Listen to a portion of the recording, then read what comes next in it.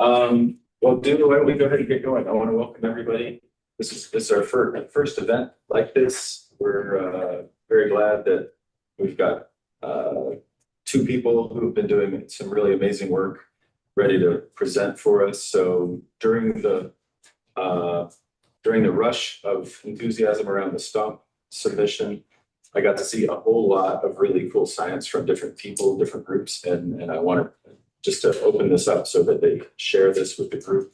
So the first is going to be from Do-Yeon Kim from Mass General at Harvard. Do you want to just go ahead and take it away? Oh, sure. So it's it's an honor for your invitation here because this is a new field to me. But as you know, that I've been working for Alzheimer's disease for more than 25 years. So we are very surprised to see that somehow these micro and nanoplastic connected with Alzheimer cascade. I've been working for last 25 years. So this is title of the talk today, and this is micro and nanoplastic exacerbates amyloid-beta-driven tau pathology in Alzheimer's disease via astrocyte activation. Okay. Okay, let's see.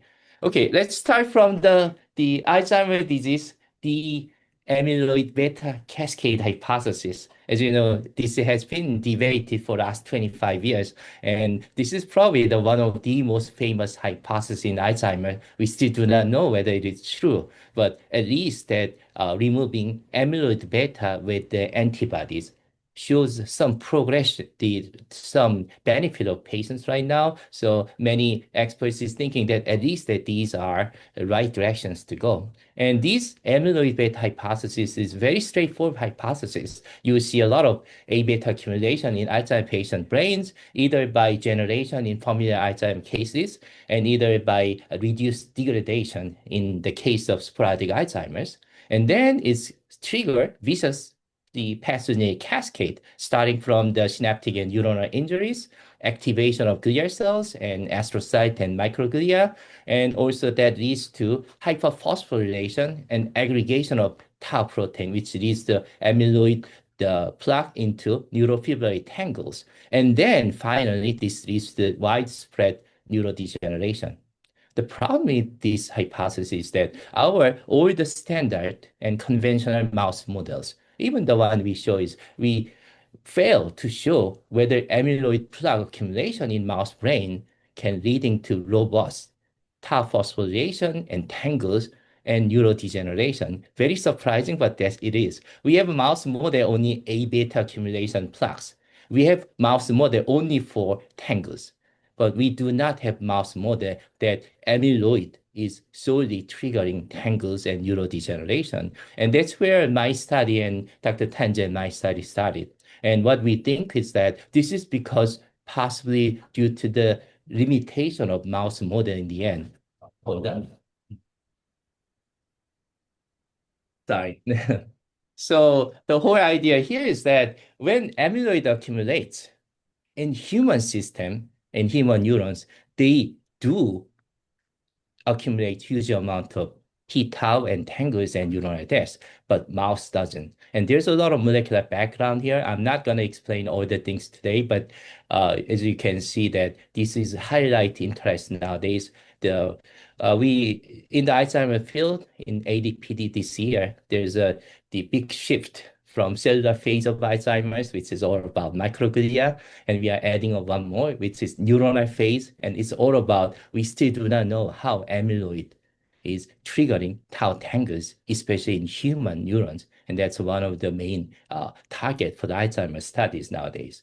And our lab is the first pioneer of these, using these human cellular models, and we proved that human cellular models, we can recapitulate A beta, amyloid beta driven tau cascade, which is for the first time. And I can show you just the 3 slides and you understand what is a 3D culture model. And that's why how you understand what's going on with our microsite studies. So basically this 3D culture model is making human neurons and astrocyte with a genetically modified human neural protein cells. And this genetic modification is presented in APP. You can easily imagine this is like 5x FAD mouse model, transgenic model, robust, and then express high levels of A beta 42. And in addition to that, we combined the unique 3D cell culture system to accelerate A-beta aggregation, which leads to downstream neurofilament tangle pathology and also neurodegeneration. And the reason why we developed this 3D culture system is not because of it's nicer or something, because all the times we use this system, we actually have a big failure of 2D cultures. What we found is that in the 2D culture, this system nicely generated the soluble A-beta peptide and even some oligomers into the media.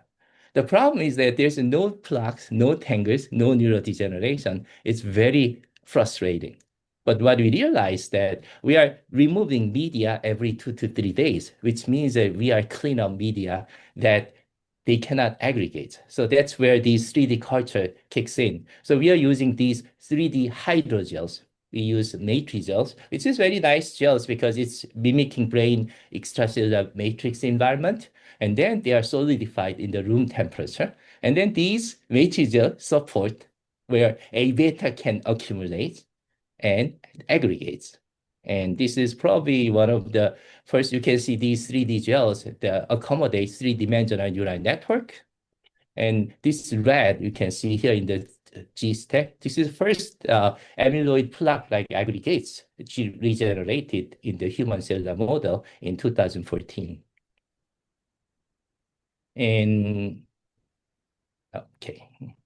And another exciting thing is that tau tangles. So we are very surprised. It was much easier than mouse model. We see huge amount of, you can see these purple one. This is the phosphorylate tau antibody staining, and these are staining these specific pathogenic AD tau species. And you can see that there's a lot of staining there. And if you are looking at the 3D model, you can see that these are not really healthy. Doesn't look healthy. It's the neurons with high amount of the tau, phosphorylated tau, looks very sick in the end. And we also do EM analysis. And then this is first ever evidence showing that the PHF tau, paired helical tau species, recapitulate in cellular model, not just in human brains. And this is another clear example that in the human models, the A-beta accumulation is solely trigger tau tangles, like we observed in human brains. Okay, so this is culture models. And from now on, I'm just going to share with you that with the manuscript we just submitted. And this is where one of our direction in how we can use our 3D culture model for several interesting subjects. And then one of the subjects we are looking at is that whether micro and nanoplastics could interact with AD pathological cascade in these models. Okay, so this is figure one. And then as you can see that this is very simple idea, like we are just adding different sizes synthetic microplastic pre-labeled. And then this blue is labeled. And then we use the different concentration, 100 microgram, 500 microgram, 900 microgram. Also, we use the different sizes. It's not shown here. We use the 200 nanometers, 1 micrometer, 3 micrometer, and 10 micrometer. And data is very similar. We just use a lot of times it's 3 micrometers because it's very easy to look at in the culture immunostaining. So, and what we see out of here, when these AD cells and control cells are co-incubated with these microplastics, what they start observing is that, oh, this is not really toxic at all. So cells looks okay. You don't see LDH assays, several counting of the other toxicity assay. We don't see any general over toxicity, even in the highest concentration, 900 microgram. And we look at these cells, and then we start seeing very strange things because these blue in the D panel is the microplastic in the normal culture, control culture without the A-beta tau, but only neuron and astrocytes in the 3D gels. And you can see the green, and you can see a lot of particles there. Yeah, that's normal when you see a lot there. But in the 3D AD cultures, which has high amount of A-beta, what you start to appreciate here is that there are a lot of cells with the huge size increases in volume, and then you can see these particles are inside the cells. It's quite striking. You cannot never miss. Everything is there. And my background is cell biology. It's quite crazy in the view that because the particle can be uptaken by certain cells, but not this level. You can see these, all the cells are engulfed with this.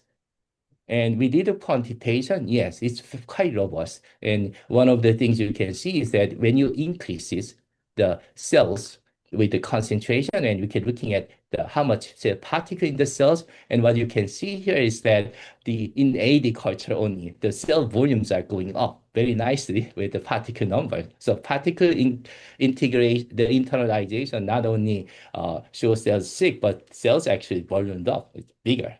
But in the case of control, you can see there's no changes because control is not really take on these particles, which is what we generally expected.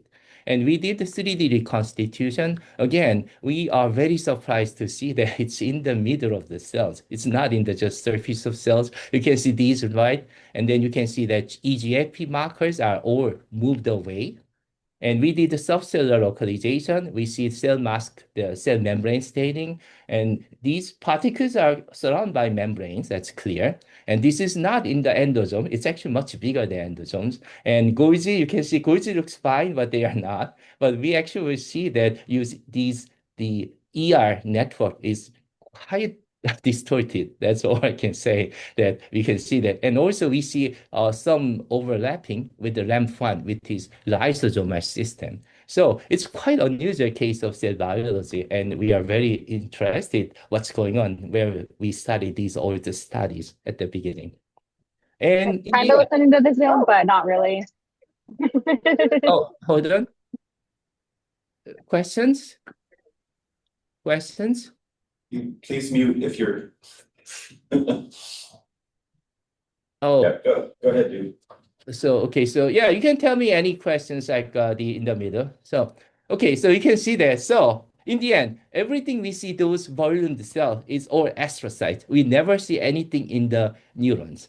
And these GFAP red is astrocyte marker, and then you can see in the B only in the AD culture, not the control. Astrocyte in the control is fine. There's a not take of these microplastic, but you can see these network. We counted sometimes it's more than hundreds sometimes, and then these are very unusual, as you know that, because in the case my guess is that these astrocytes trying to clean up these microplastic, but they couldn't, so they keep accumulating inside the cells. But still, cells are not dying. That's another strange thing to me. So if you are looking at these GFAP, again, same thing. If you are increasing polyethylene microplastic 3 micrometer, polystyrene microplastic, we have the same thing. You see dose-dependent, concentrated increase of cell body volumes, especially astrocytes. So astrocytes actually take up too much microplastic, getting bigger. So it's quite interesting. So we go next is A-beta, because everybody asks for A-beta. What's going on A-beta accumulation? And then what we see is, indeed, this plastic seems like increasing A-beta aggregate number and sizes. So if you are looking at in the C, so B, you can see these red is A-beta staining in these culture cells outside something. And then you can see that a lot of plastic associated with A-beta aggregates. And if you can count them, they quantitate them, this plaque area goes up dose-dependent way with the increasing microplastic. So that's actually very interesting, because not only the unusual A-beta uptake by the astrocyte, but we do see the A-beta aggregation is increasing in the presence of microplastics, and nanoplastic is here. And we look at further, and then we do the SDS pace. This is one way to look at SDS-resistant A-beta oligomers. Again, in the highest concentration, we do the several other concentration too, but you can see here, there's a huge increase of SDS-resistant A-beta oligomers from the monomer, dimer, tetramer, trimer, it's all increases, suggesting these plastic increasing A-beta aggregation, not just associate. And then there's a lot of quantitation here. And we also did not only cellular model, so we add synthetic A-beta peptide monomers and incubate with the plastics. Again, we see these red and blue is all connected. And EM study even show these fibrils are connected with the microplastic.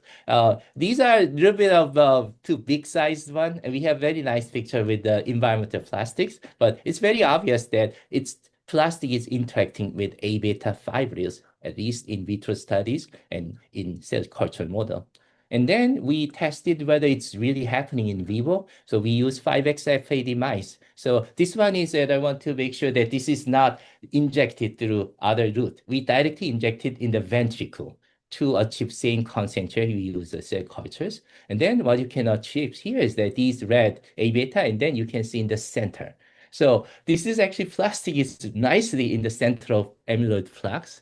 We generally in our interpretation is that these are not only associated, but they are seeding, so generating new plaque structure around them. So it's also very nice evidence that this is interacting with A beta peptide. Okay, what about tau? And this is very interesting because if A beta aggregation with the plastic could be either pathogenic or non-pathogenic.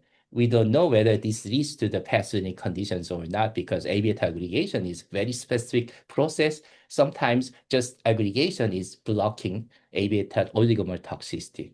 And we did a quantitation and then polyethylene, polypropylene, CNT. So as you can see that in the control, there's not much A beta p-tau accumulation, but AD you can see p-tau accumulation started already high, but plastic is further increasing these A beta, the tau pathology induced by A beta. You can see nicely those responses. And one of the really interesting things is that this is polystyrene microplastics, and you can see green EGFP, you can see p-tau red. So you can see these slender neurites is that the p-tau tangle increases.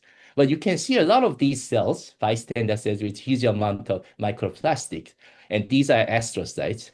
And then we are looking at these astrocytes start accumulating phospho-tau, and we confirm later that this is 40p-tau neuronal tau.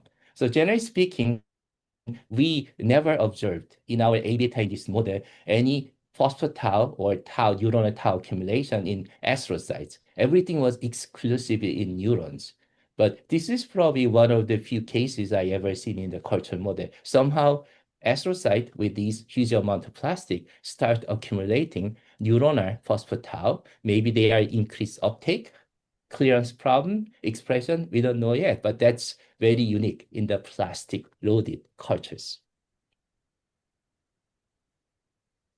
Okay, so now it's this collaboration kicks in with the really big help from Marcus and Matt. So, and when we contacted them with our initial data, one of the biggest limitation, everything came from very rounded synthetic plastics. So we don't know whether this is physiologically relevant. And then at the time, Marcus and Matt is nicely provide us they are oceanic environmentally the collected microplastics. And this is a mixture of all different sizes, shape, and then also a major component was polyethylene. This is very nice. And we added exactly same way.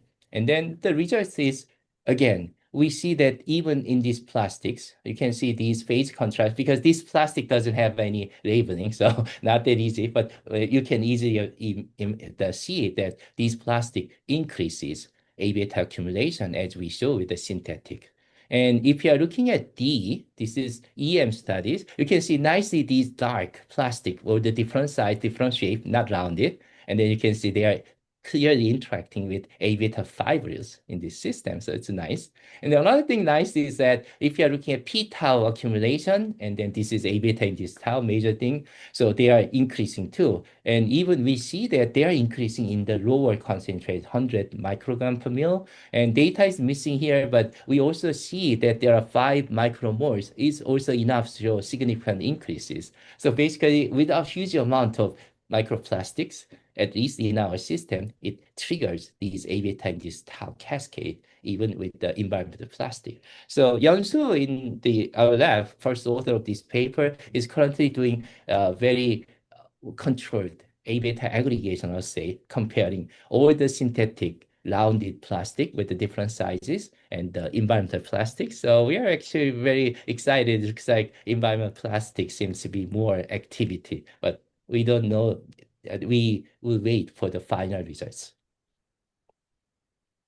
Okay, next, we did the underlying mechanism. As you know, the transcriptomic analysis is very popular in AD cultures. So this is data from the bulk RNA-seq data sets. So neuron, astrocyte in this culture, we just extract everything without plastic in the control NAD, and then we look at all the gene changes. And if you're looking at A in the left panel, this is the most striking to me because we do a lot of these experiments with the drugs and with the DMSO. Even DMSO does have effects. But you can see the plastic, despite this is high amount of plastic and at least 3 weeks, these control culture you can appreciate, there are not much gene changes. So they are almost identical. Despite this huge amount of plastic, they're okay, no problem. But if you are looking at these AD cultures, plastic versus control, there is a huge amount of increase of decrease of these genes. And these increased genes, you can right away GFAP, OSMR. So this is all connected with astrocyte activation, reminding us these are something related with these astrocyte activation by plastics. And next we did the single cell RNA-seq, and you can see single cell RNA-seq nicely separate neuronal population in this culture, astrocyte population. And interesting thing is that in this single cell RNA-seq, we do see ratio change between neuron and astrocyte because our previous LDH and cell counting is not going to tell us that these other ratio changes. So definitely more neurons are disappearing and astrocytes more activating. That's our interpretation. And we did analyzing these single cell type specific changes. And if you're looking at neuronal changes by plastic versus control, so you can see there's not much genes are increasing. Little gene of these all essential neuronal genes down. So same neurons are getting deficit. But if you are looking at astrocyte, you can see huge amount of these activating genes. It's all about astrocyte activation. These are, in fact, the innate immune system goes up, and then the cell cycle, calcium signaling goes up. So all of these clearly connecting our observation that microplastic is engulfed by astrocyte. We did further analysis because in Alzheimer field, we are very much like the specific cell population, disease-associated microglia, disease-associated astrocyte. And then actually we did see this cluster 6 is only unique with the plastic. So this is the plastic-associated astrocyte population. It's normally not present in the control or even AD. And these are very unique population, and these are the markers we detected. These are the microplastic loaded astrocyte markers. So we are hoping that this can be used in the future in the human brains, whether we can see similar type of astrocytes with the microplastics, hopefully. So that's what we want to see in the future.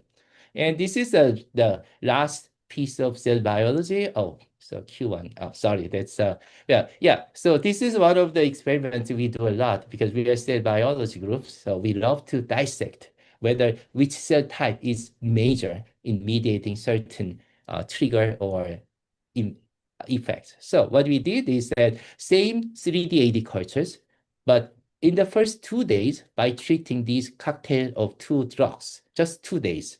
And then we can make every cells into neurons only. So basically with this the manipulation, we can make AD cells with neuron astrocyte like normal, like we shown.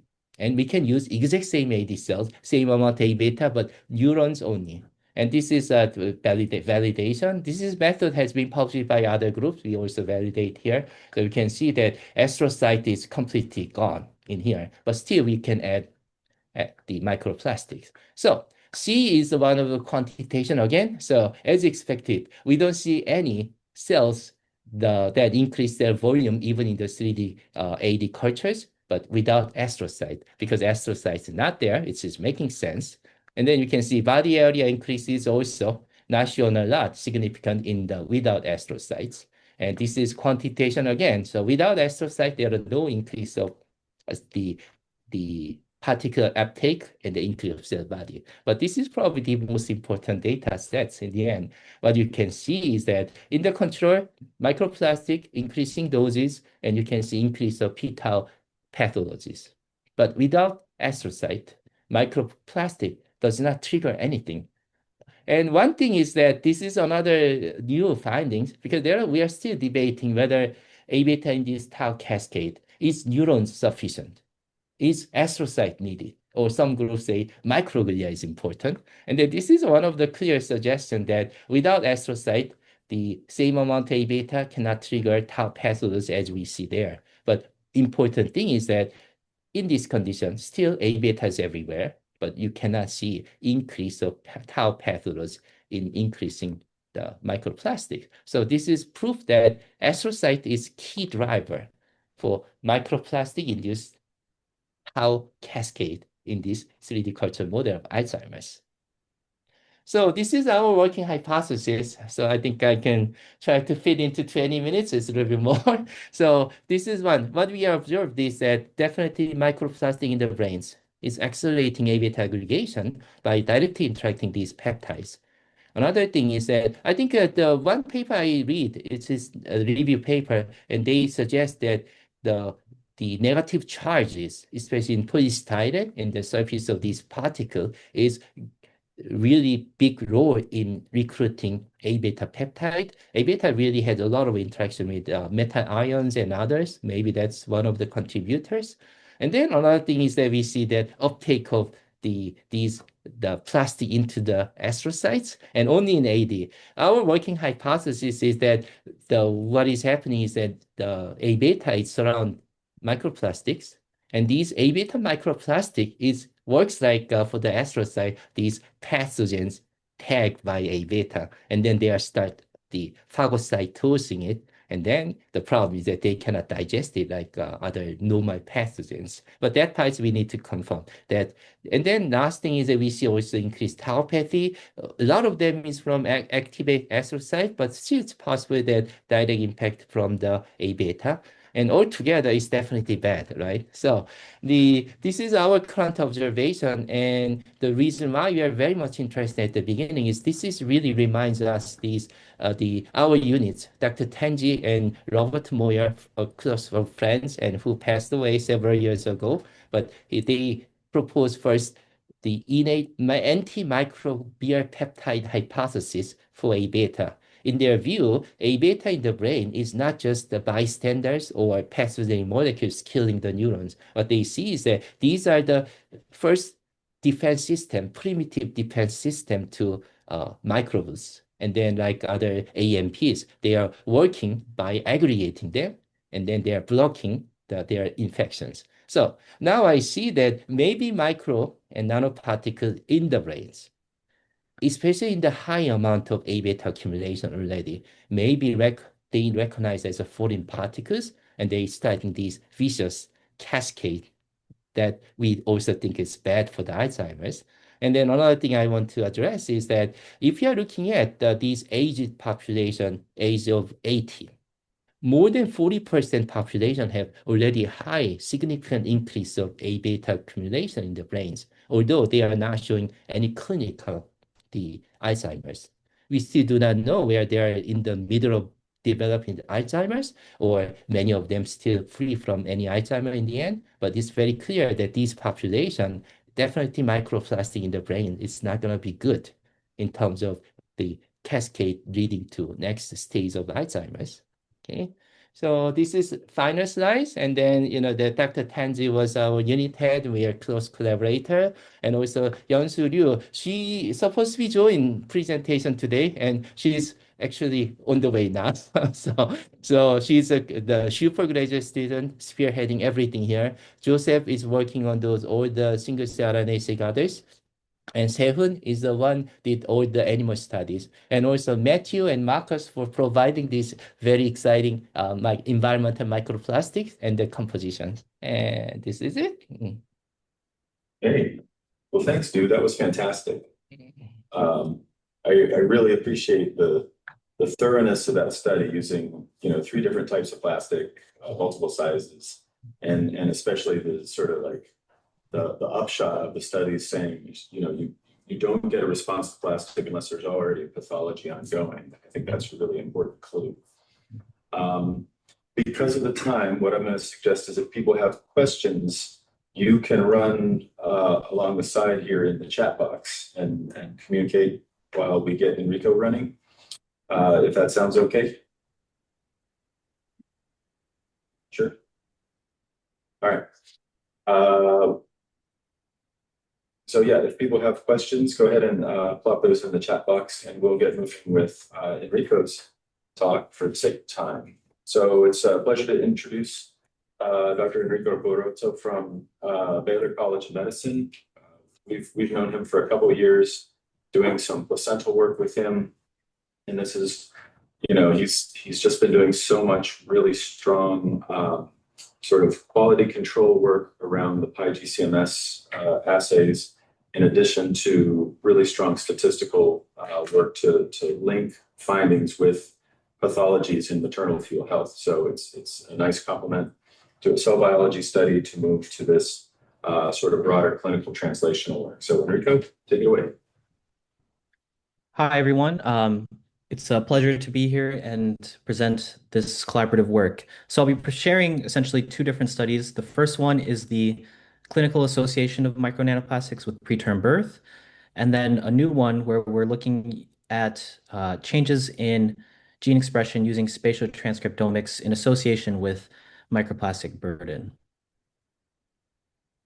So I'll start with an introduction. Everyone here knows what micronanoplastics are, but here I just like to show a visual representation of the 12 different polymers we look at using PyGCMS. And so often we see polyethylene as the most abundant. And then what we found so far is that polystyrene is usually the least abundant. So we asked, is there a link between high microplastic burdens and preterm birth and placental microenvironments? The picture on the right is from Marcus's original placenta microplastics paper, where he visualized those micro and nanoplastics using FTIR. And so we know that we've been studying micronanoplastics for over 20 years, but their potential effects on human health are just being discovered.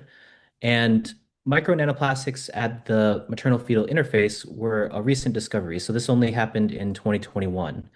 And since then, several different groups using multiple different technologies have found micronanoplastics in the human placenta at various concentrations.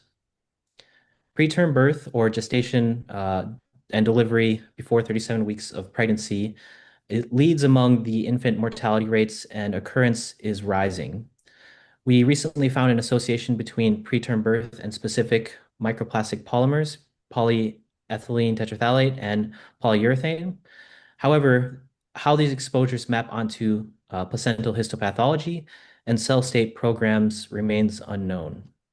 Therefore, the aim of this study is to determine if placental microplastic burdens associate with histopathology and microenvironments.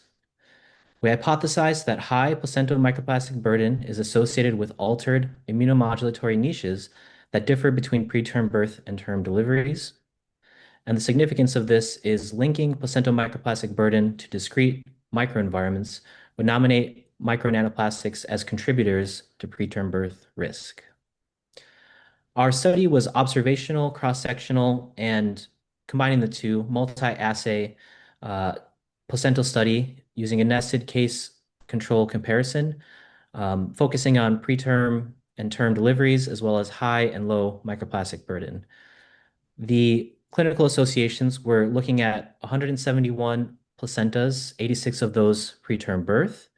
And then we went on to do placental histopathology on a subset where additional placenta samples were available. Then we did spatial transcriptomics on 18 different subjects, 10 of them being preterm birth. We had all of the clinical metadata along with the PyGCMS microplastic burden, and we defined high versus low micronanoplastic based on a median split of the cumulative abundance of micronanoplastics. And then with the spatial transcriptomics, we did reference-based annotation using a single cell and single nuclei atlas composed of 142 different subjects. We did cell type validation with different platforms of spatial transcriptomics, either Visium version 1 or Xenium. And then in the end, we looked at the spatial microplastic burdens with multiple runs encompassing Visium HD and Xenium 5K, the latest platform. So in all, this is a multi-assay design that lets us connect polymer burdens to histopathology and in situ cell programs. So to begin, we are looking at the PyGCMS data, and one of the important things for us was to determine the contamination levels in the procedure. So we included 17 procedural controls, and then shown here are all of the placenta samples, and we are visualizing the cumulative microplastic burden. So this is before normalizing to the amount of tissue that went into the analysis. And you can see here there's significantly more cumulative microplastics in the placenta samples than the procedural controls. And then beyond this, we were able to do polymer-specific limit of detections and limit of quantification thresholds. And this was all determined by the procedural controls. You can see that some of the polymers were very clean, where we retained 100% of the placenta samples for polyethylene, for example, and SBR. And then some were less, we had less confidence that they were above contamination. So polystyrene in the bottom right, we only retained about 2% of those placental samples because we had background levels of contamination, along with very sparse detection of polystyrene in those placental samples.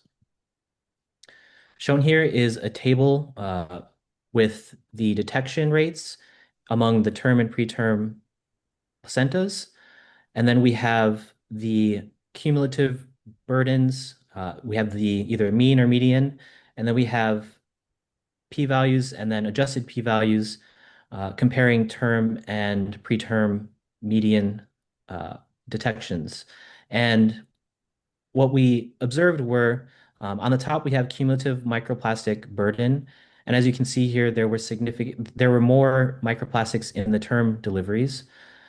Next, you can notice that polyethylene again was the most abundant polymer we found in the placenta. And then at the very bottom, polystyrene was the least abundant, and it was very sparsely detected. Only in about 3 to 4% of the placentas we looked at, we even found polystyrene. As far as comparisons between term and preterm placentas using this univariate analysis, we noticed that there were significantly more SBR polymers mass in the term placentas, as well as polycarbonate and ABS. There were more of those polymers in term placentas. And then in the preterm placentas, we found that polyurethane was significantly higher in the preterm placentas, even at this univariate analysis. Next, we looked at the composition of the polymers in each subject stratified by term or preterm. And what we found was that there was a significant difference in those polymer compositions using Permanova. So we noticed that there was although there wasn't a significant difference in the cumulative microplastic burden, we did notice polymer-specific differences. And then here, looking at all the polymers together, we can see that there's different compositions among these term and preterm placentas. So for that reason, we went ahead and did multivariate analysis. And this is using the specific polymers to predict preterm birth. And what we found were at the top, polyurethane and polytetrathalate, when it increased in abundance, we saw a significant increase in preterm birth occurrence. And at the bottom, you can see that SBR and ABS had a significant reduction in preterm birth. And the different colors represent either the crude unadjusted model or the primary model, which adjusted for maternal age, BMI, SDI, twins, prior preterm birth, hypertension, and hospital. These are all important factors known to contribute to preterm birth. Next, we wondered what happened at term. And so to look at that, we found that there was an association with spontaneous labor requiring augmentation. So these patients come in, they have spontaneous labor, but during the course of delivery, they're not able to complete the delivery. And so they are required to have augmentation. That can be Pitocin typically. And so it's similar to stalled labor.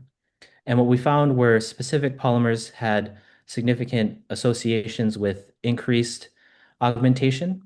And this is adjusted for gestational age at delivery. And so this emerged to be the term phenotype where we had specific polymers associated with stalled labor.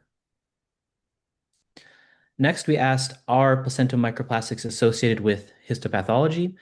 And so on the left is the normal placental villi.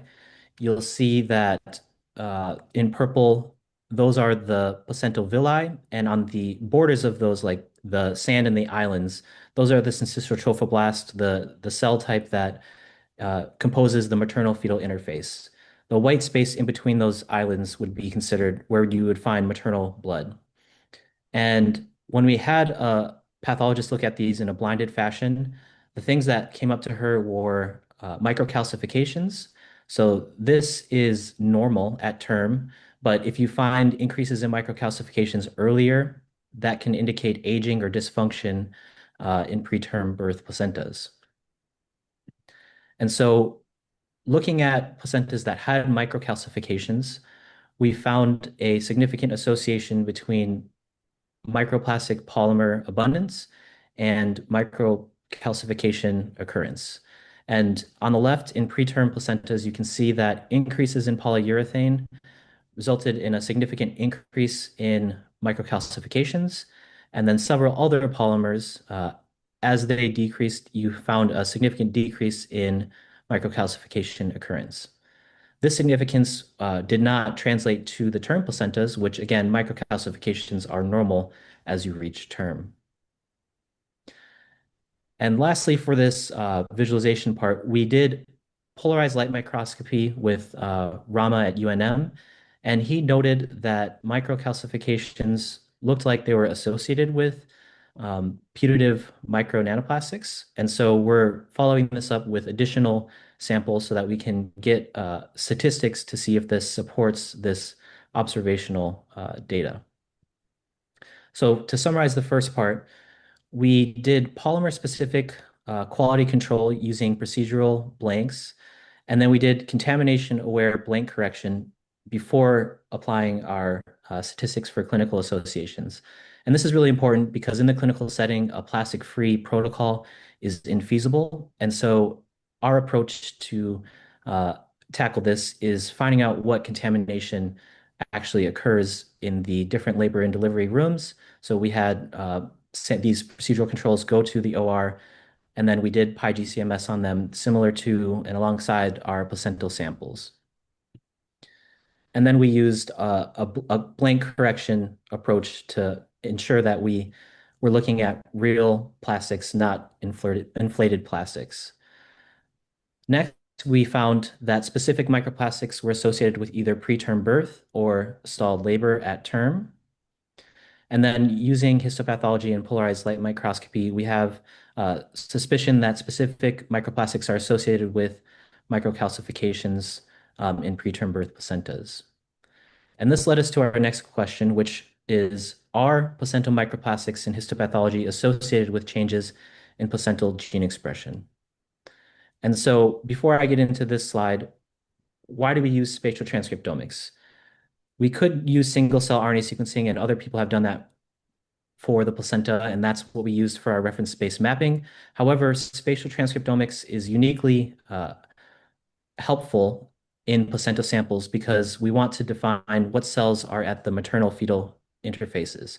So is this the cell in the intervillous space that could be maternally derived, or is it actually within the chorionic villi and fetal in origin? And so here you can see we analyzed over 3.7 million spatial transcriptomes. We had the matched PyGCMS burden data for 10 of those donors. And then again, we annotated microplastic burden, either high versus low, using a median threshold. We had 18 different predicted cell types, and then this was reproducible across platforms. Here, we are showing the gene expression patterns that are representative for each different cell type, and these were based on the reference space mapping of those 143 donors with the single cell and single nuclei atlas.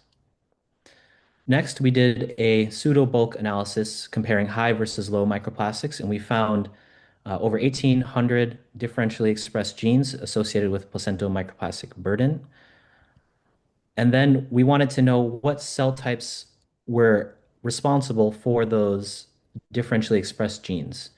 And with high microplastic burden in preterm birth, we found using pathway analysis that 43 pathways were significantly changed, and they were all confined to macrophages in those preterm birth placentas.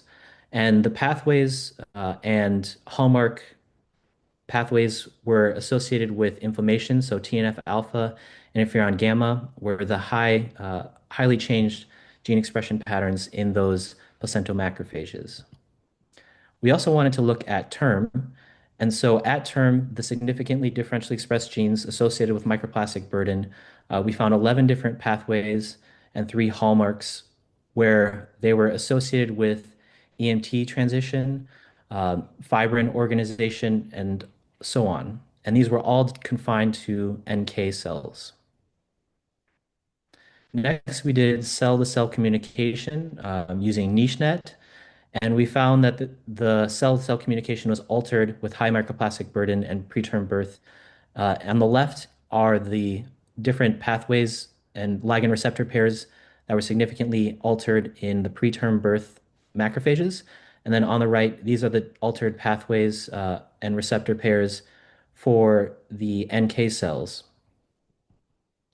And lastly, we did pseudotime trajectory analysis, a subset analysis on our approximately 40,000 placental macrophages.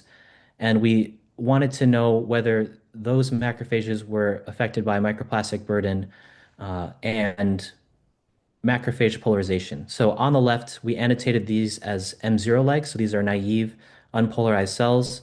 And then on the right, we found these cells were associated with either M1 or M2-like states. And so M2 is anti-inflammatory, whereas M1 is pro-inflammatory. And what you can appreciate is that along these trajectories for M2, we have both low and high microplastic burden. And then the same thing for the M1-like trajectory.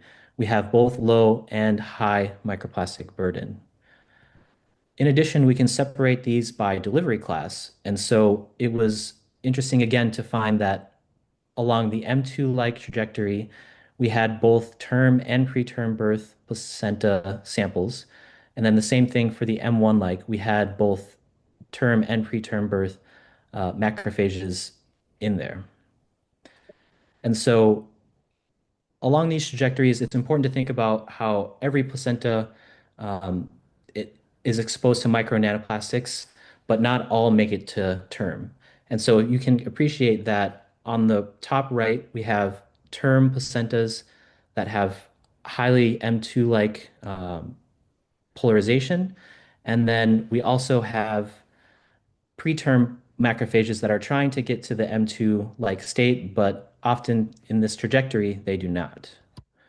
And so we did differential gene expression and identified 20 or 200 microplastic burden and polarization genes. In the preterm macrophages, HOXB7 was associated with high microplastic burden and the M1 pro-inflammatory macrophage state. On the right, in the term macrophages, we found that high microplastic burden was significantly associated with M2-like markers, and these were the significant genes shown here.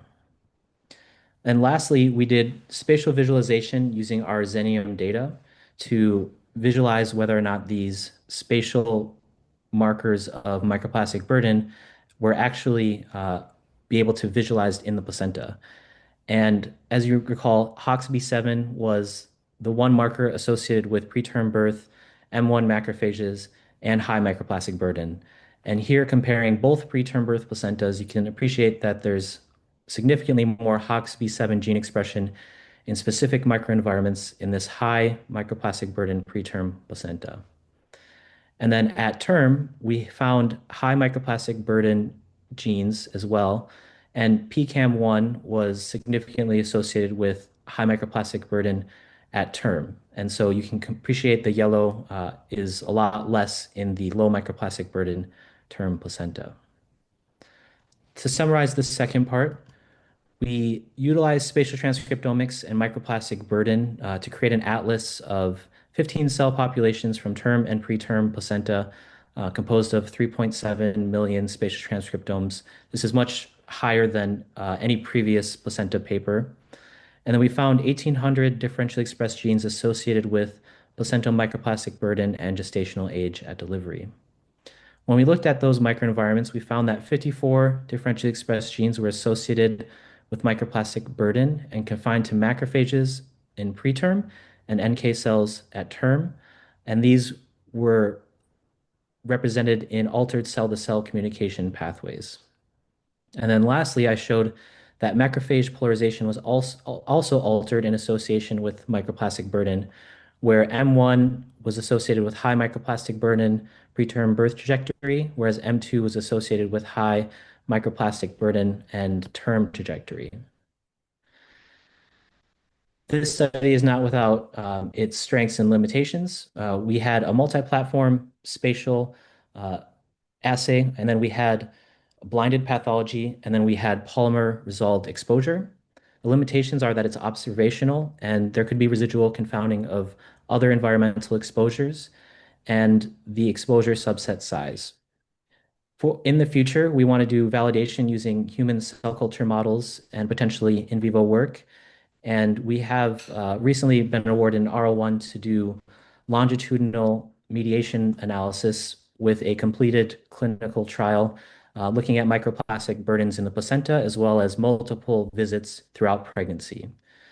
And then on the right, I just wanted to show briefly, this is kind of hot off the press, my fantastic PhD student, Izzy, has been using the beach-derived plastics from Marcus and Matt, and we treated JEG3 placental cells with them, and then immediately after treatment started recording them with Nanolive.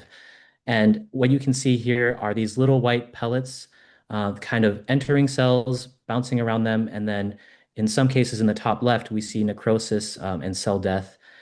We also view on the top right, there are several cells that don't have any micro nanoplastics within them. And then you see different cells on the bottom right have either high amounts of micro nanoplastics and some have low. So this is really interesting compared to the work that we saw earlier. Altogether, this data supports a model where polymer resolved burdens map to discrete placental immune vascular matrix programs. On the left, we have a preterm birth endotype with increased burdens of PU and PET. On the right, we have significantly increased burdens of multiple polymers associated with stalled labor.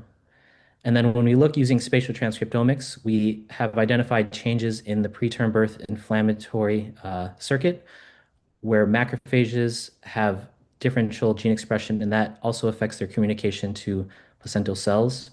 And then on the right, dysfunctional labor term circuit, we have NK cells with altered communication to endothelial cells and changes in ECM. I'd like to end by thanking everyone in my group, especially like to thank Matt Campen and Marcus and their group for all of the help over these years, and all of our pathology collaborators and our funding sources. And then with that, if time permitting, I'd be happy to take any questions. Okay, fantastic work. Thanks, Enrico. I appreciate this is just a strong start for this webinar series. Two really amazing presentations, deep science. That was fantastic. Since we have a little bit of time, do people want to just open up and ask a few questions? Are there any questions in the room? Actually, I have a question or comment to Rico's one. It's very exciting. And one thing I didn't show was that we actually tested in the models with presence of microglia. And as you know, the microglia is one of very similar to macrophages, M1, M2. And it's very interesting to mention that the microglia even has a huge amount of microplastic uptake like astrocytes, but big difference with the astrocyte is that microglia does it even in the normal cultures. So they are just taking up all the microplastic, making these very strange shape. But in the case of AD, they do exactly same way, but difference is that astrocyte also taking off. So that's what we found included in there. So to me, is that side will be very exciting because microglia is much more high potency of taking up the microplastics. And then question is that are they making not just M1 or M2 or something very unique signatures, right? Yeah, Yeah, I think it's really interesting and aligns well with your data. We have a research technician, Mila, in my lab has done CC50s for a panel of 5 different cell lines, including trophoblasts, macrophages, and T cells. And we're seeing definitely cell type specific differences in cell death with different microplastics. So I'm interested to continue that cell work and see if we can validate what we're finding in those human placenta samples. Yeah. I'll just add, I think it's really interesting. A lot of people assume that these are just inherently inflammatory objects and causing inflammation, but there's something more subtle and interesting that's happening with the immune system. And you go back to last year's paper from Vandenberg that I really like, where she killed THP1 cells, I think, macrophages with really high levels of plastic, but it didn't induce NF-kappa B or traditional inflammatory pathways. It did induce lysosomal stress. So I think we need to assume there's a lot we don't know and keep studying to find out. Absolutely. Cool. All right. Well, if there's no other questions, I'll bid everyone a fine weekend and thank our speakers again for giving such fantastic presentations. And I hope to see everybody again in a couple of weeks.